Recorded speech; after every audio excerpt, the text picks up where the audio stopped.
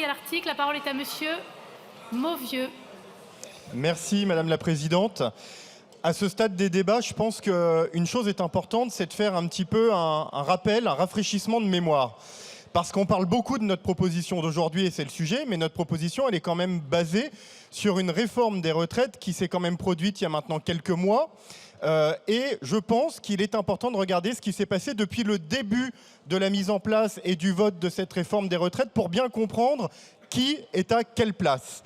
Lorsque la réforme des retraites est arrivée via le véhicule qu'on connaît tous, le PLFRSS, il y a maintenant un an et demi, un an, elle est arrivée avec un délai contraint. De là, on avait deux possibilités d'agir pour que les gens se remettent bien en mémoire.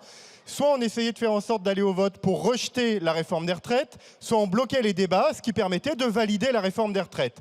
À cette époque, il y avait le camp du Rassemblement national qui avait fait le choix responsable d'aller au vote pour rejeter la réforme, et le camp irresponsable de l'extrême gauche qui avait fait le choix de bordéliser les débats, de sorte d'éviter le vote, ce qui nous a empêchés de rejeter la réforme des retraites.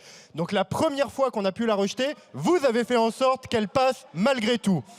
Après ça, un deuxième événement est arrivé qui s'appelle la motion référendaire.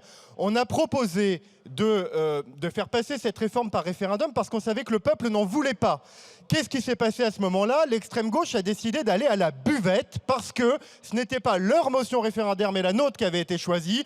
Deuxième possibilité de faire tomber la réforme, vous étiez absent une deuxième fois.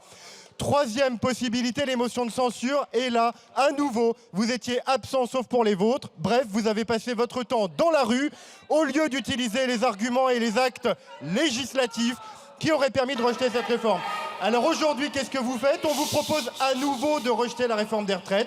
Et bien à nouveau, vous avez foutu en l'air un espoir pour les Français de voir le bout du tunnel de cette réforme des retraites. Vous êtes les fautifs et ceux qui servaient de béquille au maintien de cette réforme. Je vous remercie.